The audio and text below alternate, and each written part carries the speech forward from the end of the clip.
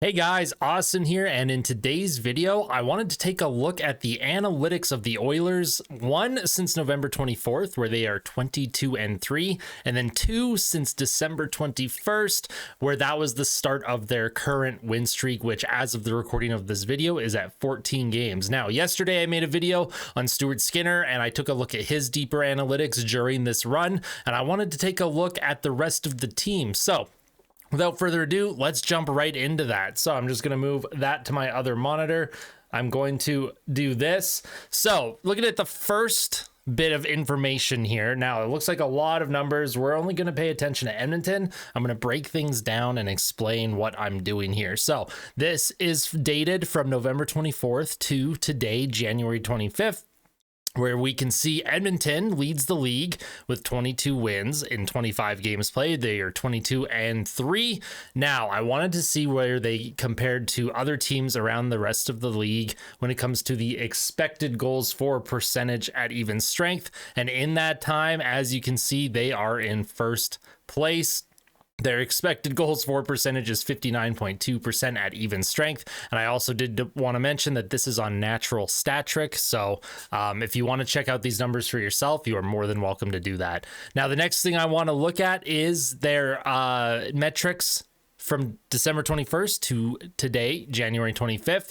Now, as we can see, they are 14-0. They are currently on that 14-game win streak as of this recording. And I wanted to take a look at their advanced metrics and look at their expected goals for compared to the rest of the league again. And they actually only trail the Florida Panthers in expected goals for, where Florida has 59.96 and Edmonton has 57.38. Now we can also look at Corsi for, and that's shot metrics.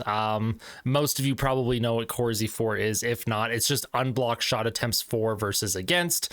So Edmonton during this time is fourth in the NHL for their shot attempts. When it comes to Fenwick for, they are third place. Their actual shots on net, though, their shots for percentage per game is at 56.93%, which ranks first during the win streak. So they are generating an absolute ton of chances shot. They're like constantly out shooting their opponent. So when we look at things from that aspect, this win streak isn't very fluky. Now, I do want to go back since November 24th, where the team is 22-3. I wanted to look at their PDO compared to the rest of the league. Now, PDO is team shooting percentage plus team save percentage. Now, 1.0 PDO means that you're probably playing around your weight. That's kind of normal. If you're under a 1.0 PDO, you're probably considered unlucky. And if you're over a 1.0 PDO, you're generally considered lucky, but there's obviously a lot of different things to look at. But when we look at Edmonton, since November 24th, they are at a PDO of 102, which isn't super unsustainable. So looking at their play, that 22-3 run, it's not a very unsustainable run, in my opinion. You can look at the Vancouver Canucks 105-3. See, I consider a 105 PDO to be unsustainable, but somehow Vancouver has been able to sustain that this season. So that's always fun. Now, during the win streak only, this is a smaller sample. You can get some crazy PDOs during smaller sample sizes. If we were to break down just the winning streak into this sample size, Edmonton's PDO is actually 104. It still doesn't even match Vancouver's PDO of 105 throughout the season. Vancouver's sitting at the exact same PDO during the Edmonton's winning streak right now. The Seattle Kraken somehow have a higher PDO during this time from December 21st onward. So that is very interesting. Now, the next thing I wanted to look at is the player performance. So I want to look at the players on the Oilers. Now, this is not taking into consideration their line mates or anything like that. This is just taking raw data when these players are on the ice right now. With Natural Stat Trick, if you guys wanted to, you can come to this website and there's all different things you can do to break down lines, defensive pairs, that sort of thing. You can look at who and the stats of players with and without certain players, that sort of thing. But looking at just from November 24th to January 25th, their 22-3 run, if we look at the expected goals for of certain players, Ryan Nugent-Hopkins leads the way, Zach Hyman, Connor McDavid, those are your three top expected goals for percentage players. And the eye test also matches that. That top line has been probably the best in the entire NHL since they were put together. Now, when we look at the lowest expected goals for on the team since November 24th, Connor Brown is actually the lowest expected goals for on the team. He's under 50%. He's at 48.48%. Derek Ryan is next at 48.97%, and then Cody Ceci at 49.4%.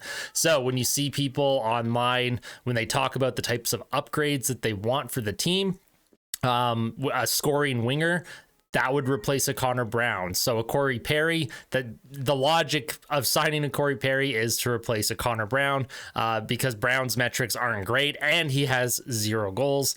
Derek Ryan is an interesting one because the eye test, I don't think he plays poorly. I could look at the PDO, see if he's a bit unlucky. Yeah, he's at a 98 PDO, so you could consider Derek Ryan maybe a little bit unlucky there. But yeah, and then you look at Cody Ceci. Again, that's another player. People ask me all the time, hey, where do the Oilers need an upgrade? Cody Ceci, your second pair right defenseman. Darnell Nurse's expected goals for since November 24th is 52.09%, which isn't terrible, but that pair, that CC Nurse pair, it shows that there is a potential problem there. And going into the playoffs, I just don't like those two together, and I don't like them eating a lot of minutes together. Now, when I want to look at the other expected goals for percentage, I want to look at a guy like Sam Gagner, because Sam Gagner, there's a lot of talk that he's going to come out of the lineup when Corey Perry goes in. I don't want that. His expected goals for is 64.1%. He's been on the ice for 7 goals for at even strength and 4 against. And the one that was against the other night, he did get benched for, which was very unfortunate because it wasn't entirely his fault, but that's just kind of how things go. Results-based business, but Sam Gagner, when he's out there, he is generating chances. He's helping produce chances, so we do like him out on the ice. Now, the next thing, looking at the player totals only during the win streak. So let's take a look at the expected goals for. Who has the lowest during the 14-game win streak? James Hamblin. He played 12 of the 14 games. He was at a 43.17 expected goals for percentage. That is not good, and it is not surprising that he got sent down. And yeah, that's unfortunate for Hamblin because I thought earlier in the year he was playing well. But as the season has progressed, I think the grind of an NHL season, especially for a rookie, it does take its toll. Then next we have Derek Ryan. So during the win streak, his expected goals for is only 43.45%. And then you have Matthias Janmark, whose expected goals for is 48.69%. And I apologize if you can hear some meowing in the background. My cat is very hungry, apparently, even though I have fed him numerous times today. So my apologies for that. Cody Ceci, his expected goals for during the win streak, 48.96. And then Adam Ernie, 49.59. He is currently in the minors as well. Darnell Nurse during the win streak, only a 50% expected goals for percentage. Now, when we want to look at the top expected goals players, Ryan Nugent-Hopkins, Connor McDavid, Zach Hyman, those three are in the top 4. Brett Kulak is actually third on the team during this win streak with a 64.49 expected goals for percentage. And when we scroll down, I want to take a look at Sam Gagner here. I'll move my big fat head. Sam Gagner, he's only played 4 games of this win streak. But again, when he's out there, an expected goals for percentage of 56.31%. Sam Gagner does play good hockey. I don't want to see him out of the lineup. Evander Kane, 52.21 expected goals for percentage. And then Connor Brown, let's take a look. He's also at a 52.19 expected goals for percentage. So Connor Brown, I mean, you can see, especially during this win streak, you can see the numbers starting to turn around a little bit.